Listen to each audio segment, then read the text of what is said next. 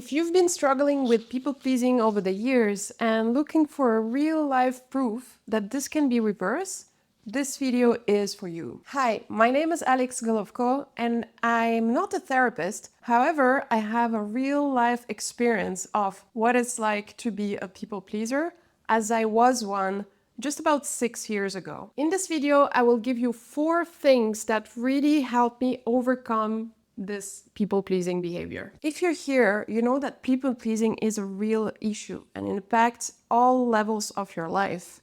It's impacting your relationships, it's impacting your work because you tend to be overworked, you try to do everything for everybody.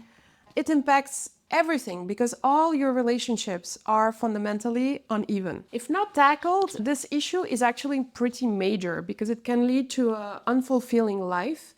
It could affect your nervous system because you're constantly in a coping mechanism where your system is on a high alert mode. So your sympathetic nervous system is constantly activated in a fight or flight mode. So you're constantly under high stress. If you do not resolve this, your relationship are essentially going to be doomed. Every time you're going to repeat the same patterns with your love relationships, with your family, and what it's going to do is going to deplete you from your energy and break you down. But it doesn't have to be that way, so it actually is possible to overcome it. I'm kind of the living proof that this is possible because, believe me, I was a total people pleaser up until, I would say, 6 years ago. I'm currently 39, but up until 34 years old, I was really struggling with this. So here are 4 stages that really helped me to overcome this people-pleasing tendency. So the first stage, which was super important, was the realization that I was a people-pleaser. I realized that I tended to say yes to everyone, to attend some event, to help out with something, or to anything really, because I feared the reactions. I feared that I would be not seen as a good friend, as a good person. And so I really cared about the judgment of others. And I couldn't speak up for myself because I feared conflict. So I wouldn't really tell if something was annoying me. So I would really keep it for myself. And what it does, it accumulates in you and it builds resentment, thus the fear that I just mentioned before.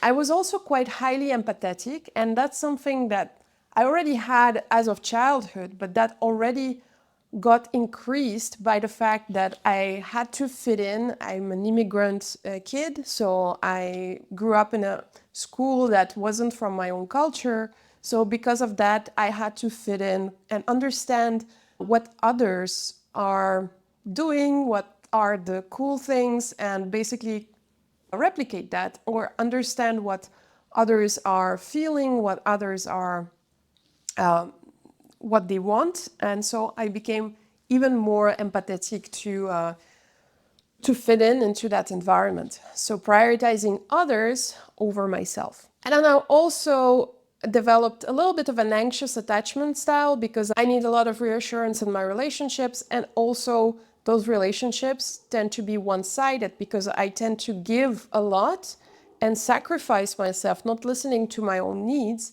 And I tended to give a lot in the relationships. And at the end, feeling like I lost who I was in the relationship. Generally, all of this people-pleasing tendency, what it does, it makes you disconnected from yourself. Especially if you are high in empath, you're constantly flooded with others' emotions, others' needs, and you're so attuned to them that you become so not attuned to your own emotions, your own needs. And they're there. It's not like they're disappearing. They're actually there, but they're getting ignored by yourself constantly. So they're getting suppressed and they're getting internalized, and they express themselves like frustration, anger, anxiety, and all of these nervous system issues that can lead to many things and even diseases and things like that. Another interesting thing that I realized is that I had quite easy triggers. And why is because I got very attached to my opinions. because I mistaked opinions with who I actually was.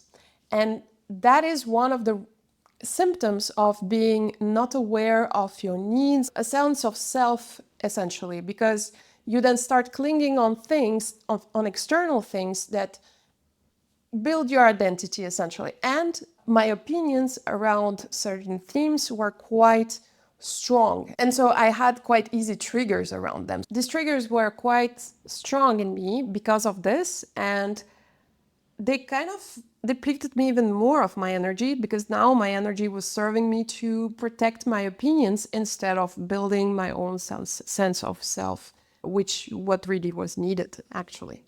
And so all of this, I later realized that this was a coping mechanism.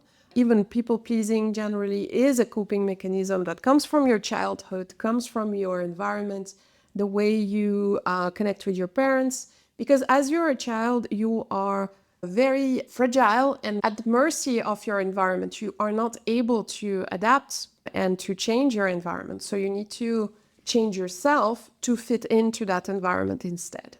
But this is something that changes completely when you become an adult, but no one really tells us that. So no one really accompanies us in that transition and explains us, okay, what you've taken from your childhood is now not serving you anymore.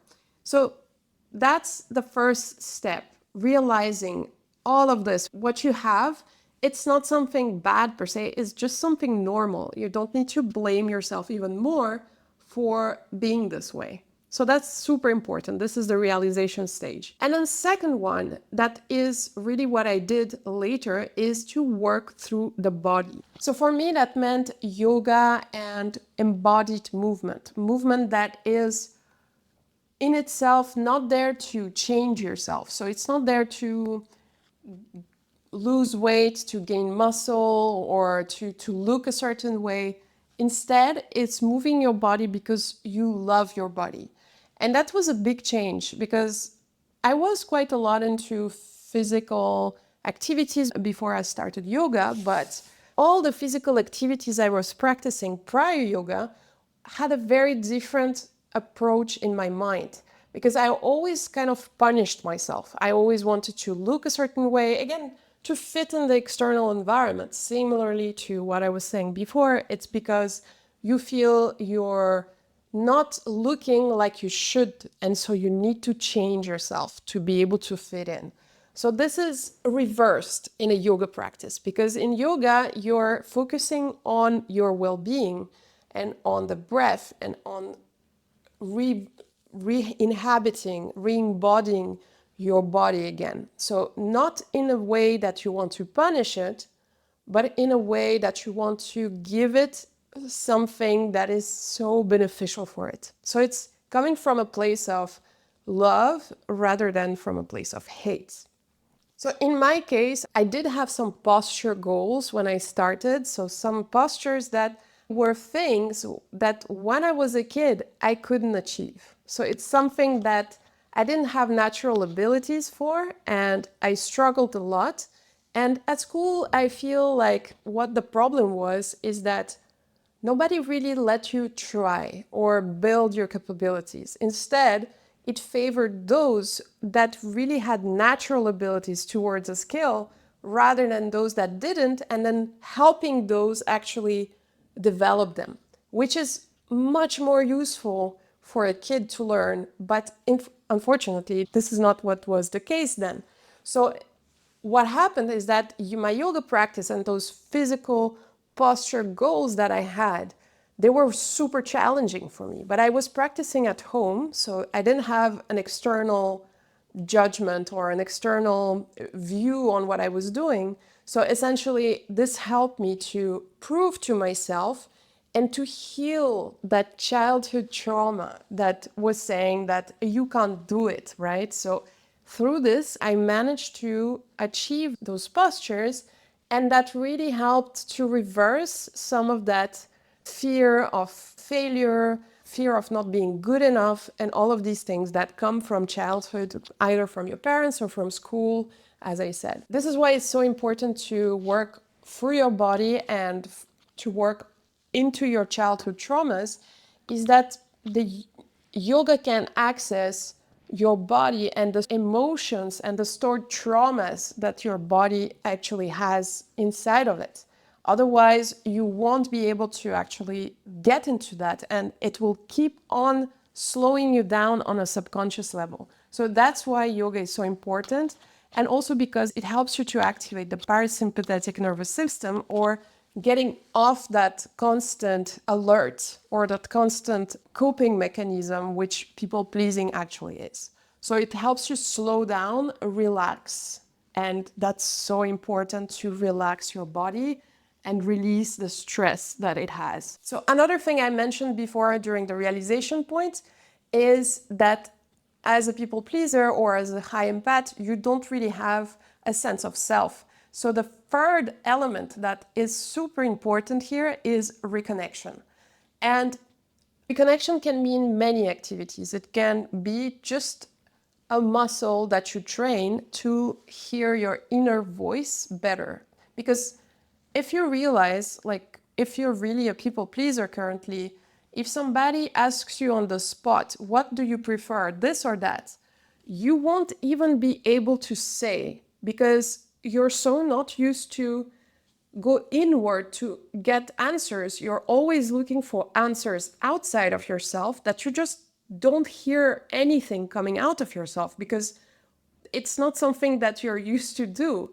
And it's not because you do not have a preference. You do, but it's just so deep inside, and you're so not used to look for it that it doesn't appear when you ask for it on the spot. So that's why, a bit like any physical training, any training of anything, it's a skill that you learn. And to learn it, you need to extract yourself from external environments, from social groups, to be just with yourself. And that can look completely different for everybody. So it can look like solo travel. If that's too scary, it could look like possibly just walks on your own, or hikes, or a trip, or photography, or any creative activity is amazing for that, because it forces you to go deep inside and to face a blank page, right? And see what comes out without thinking too much. So these are actually things you can do. Yoga is great as well, because your relationship to your body reveals a lot how you relate to yourself as well.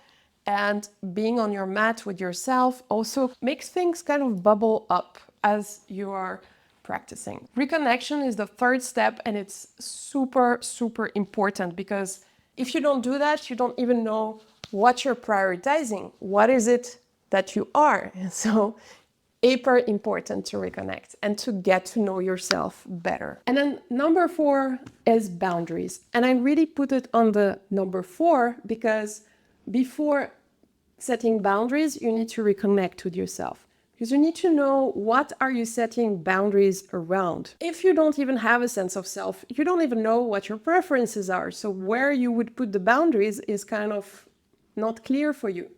So once you do develop a sense of self and understanding what are your needs, both with yourself, but also in relationships, in your family, at work, and all of these areas of your life, then you can start to understand where the relationships were not in your favor, and where things that people did to you were actually not aligned with what you want yourself. So that's where you can start working on boundaries. Again, around relationships, super important, around also your time with yourself. So it's super important to set up a moment in your day where you have time to yourself, where you can practice reconnecting, when you can practice body movement, body-mind connection. And this is also something that you need to create boundaries around. And this is something that will help you to prioritize yourself. Because if you create that small moment in your day, and that moment is a non-negotiable, this is where you will need to say no to things that will come up at that time. And then what's really important with boundaries as well is to overcome the guilt of setting boundaries.